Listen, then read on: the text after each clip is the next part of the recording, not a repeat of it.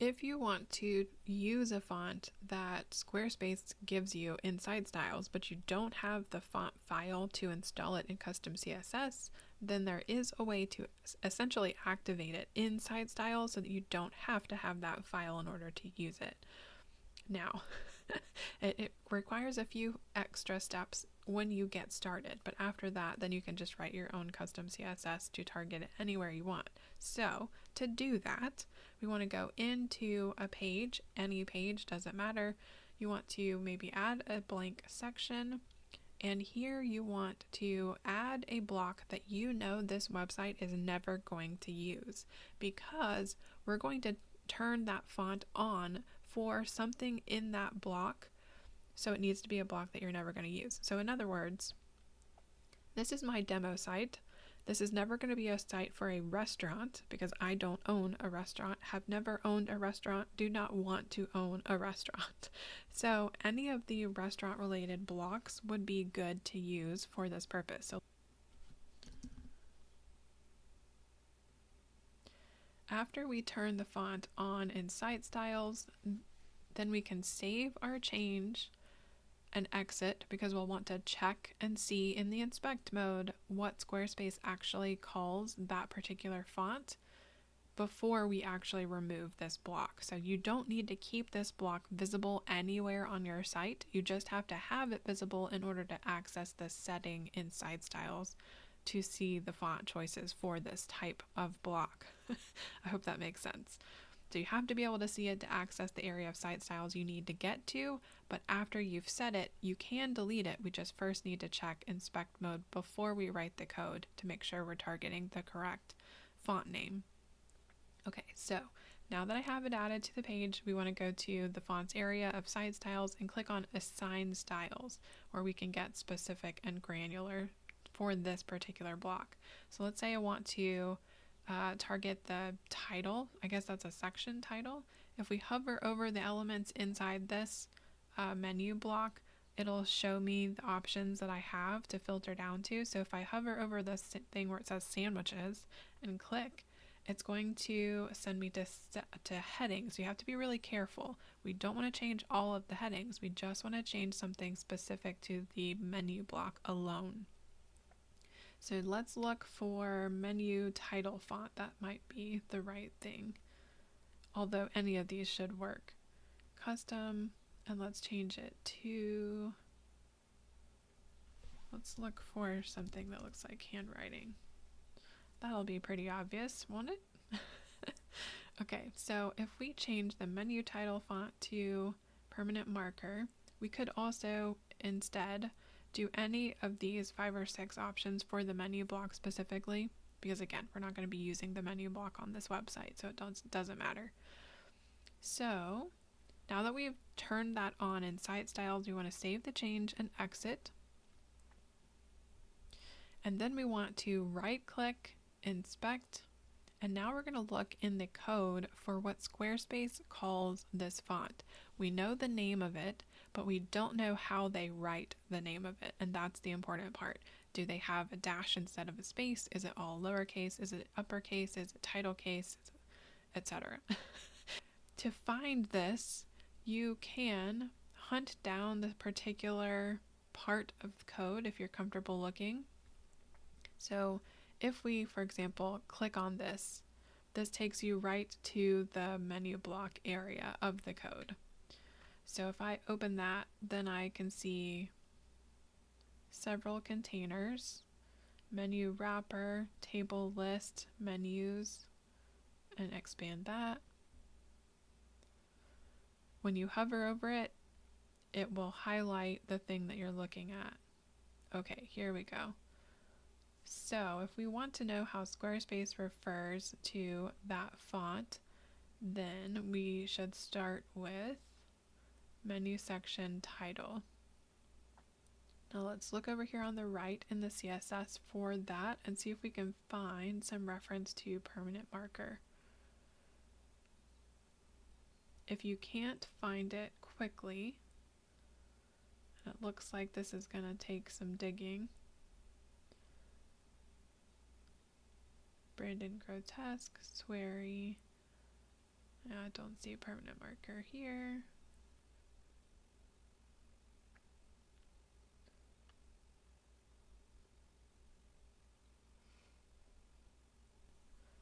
Go up to the top where it says filter and type in permanent.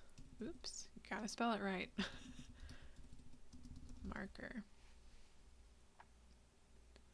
Now this is going to search through all of the code, so you just have to scroll through and look.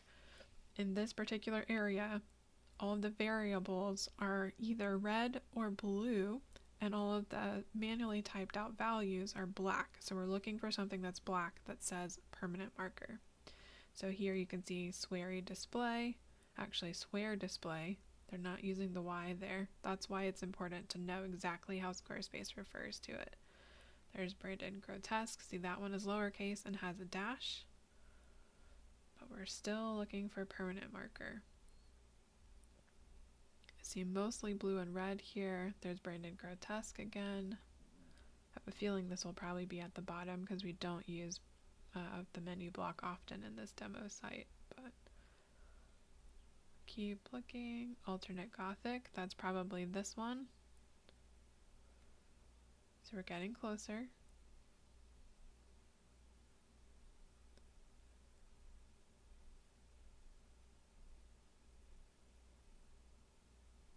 Active grotesque. Permanent marker. There we go. And look, it's highlighted for us already. Okay, so here, notice the difference. This is all lowercase with a space, with a dash instead of a space.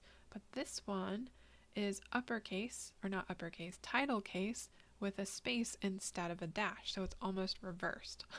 So just to make sure that we get it exactly right, spelling, case, spacing, everything, I'm going to click on it and select it all and then click copy. So I have copied it letter for letter, case sensitive, all of the things, exactly the way Squarespace uses it. Now we're going to turn this off, so let's close that because we don't need it anymore. And then we're going to go down to our website tools and open Custom CSS. And we're going to paste it just to make sure we have it in our clipboard ready to use. And now, let's save that change really quickly. And we're going to get rid of this section. Save, exit. So we don't need it anymore. Now we're going to target it in the code here. So if we type heading and then curly brackets, we're going to do font family and we're going to do permanent marker in quotes. Now if you don't see a change, you need to override it. So let's do the important tag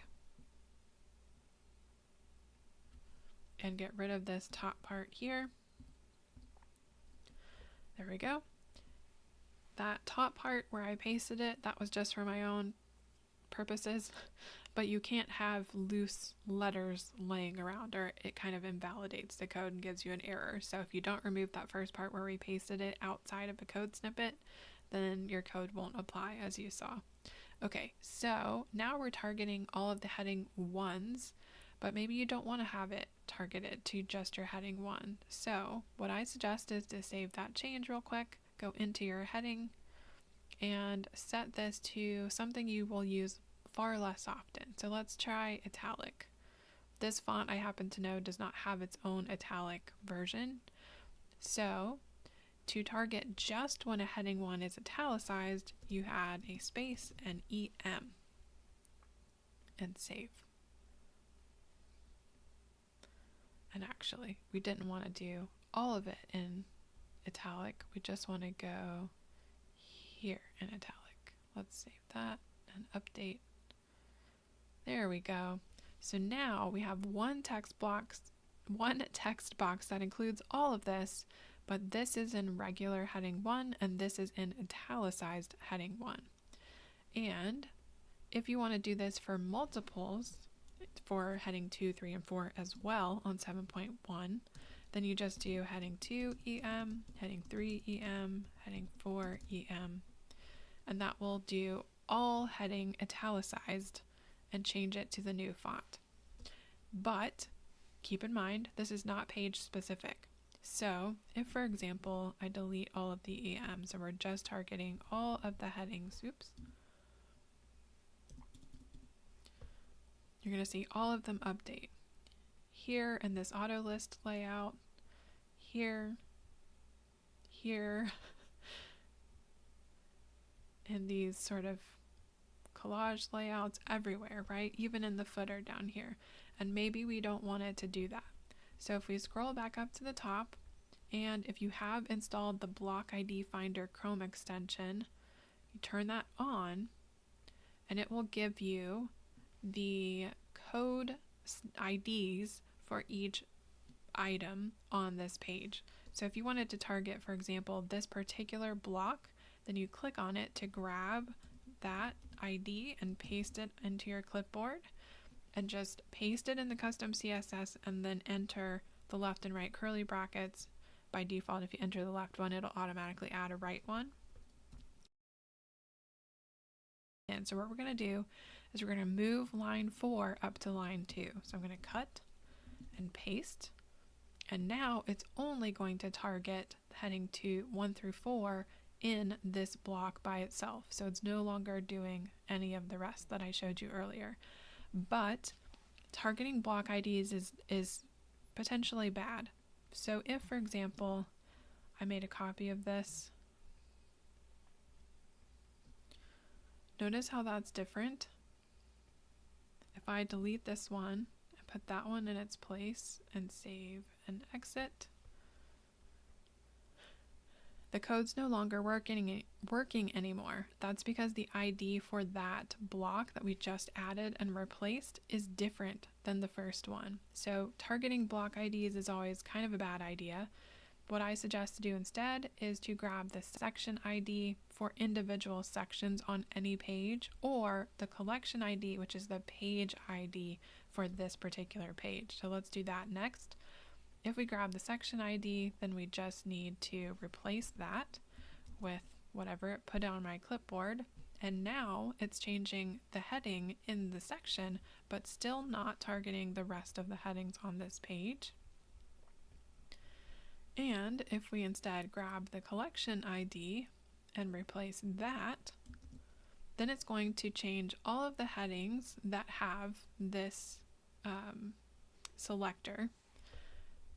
So that's for the entire page. So that's going to change all of these, all of these, all of these, even notice the heading that I'm using in my footer.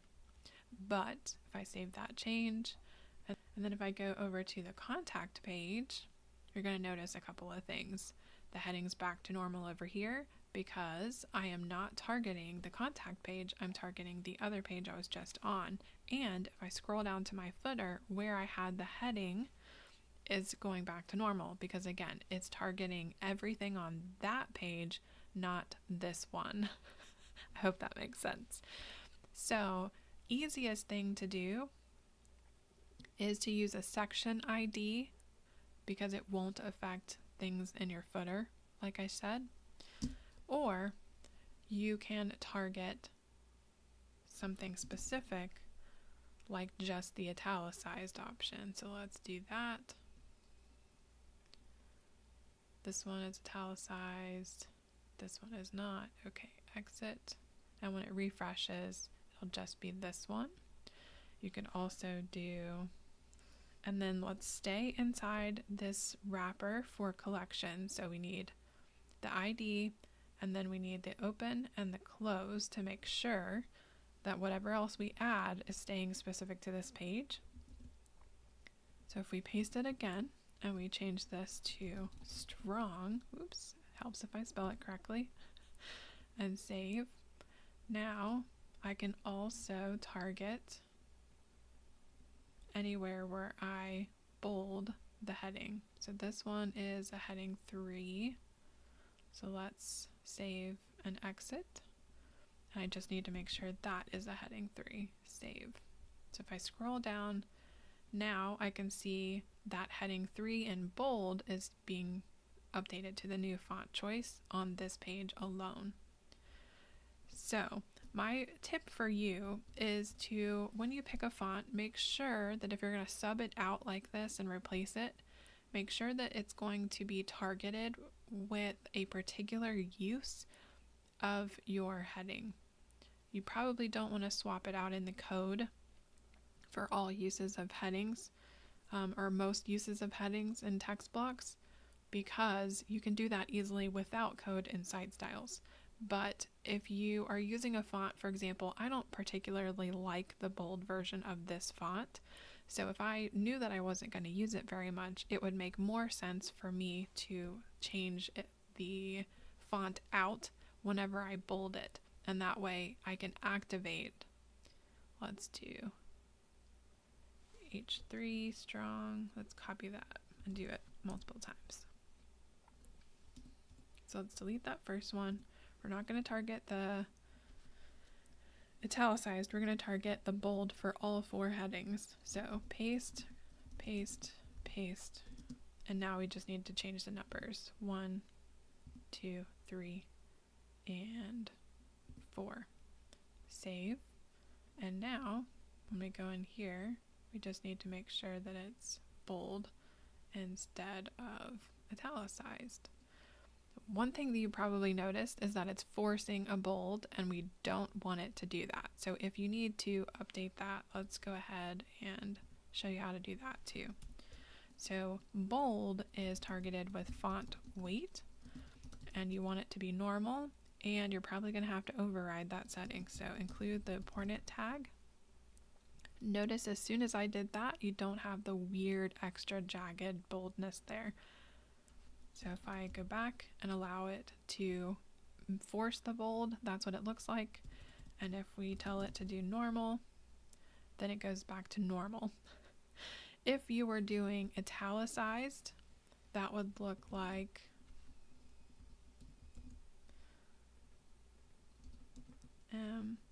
fun fact, if you click on your if you put your cursor somewhere where you want to update multiple things at the same time, press Command on your Mac and click again.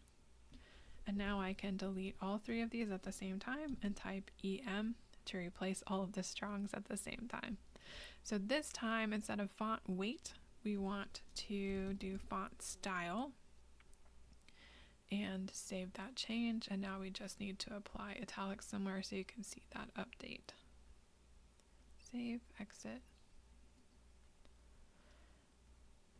So if I allow Squarespace to apply the italic, you can see that it forces the font into italic even though it doesn't have a built-in italic. That's not what we want. So you're probably going to want to do normal again. So let me backtrack here. If you're using the bold function to target the bold version of your font, to swap it out with something different, you're going to also want to tell Squarespace, hey, we don't want it to look bold here. And you have to add this snippet too. If you're targeting the italic version of the font to swap it out for something different, you also need to tell it to not apply forced italics to it. So you also need font style normal. So again, that's font style. Font weight normal for bold, font style normal for italic, and that is only if you have the M for italic added or the strong for bold added to your snippet. So I hope that's helpful for you. I know that's a lot, but good luck on installing your custom activated Squarespace font.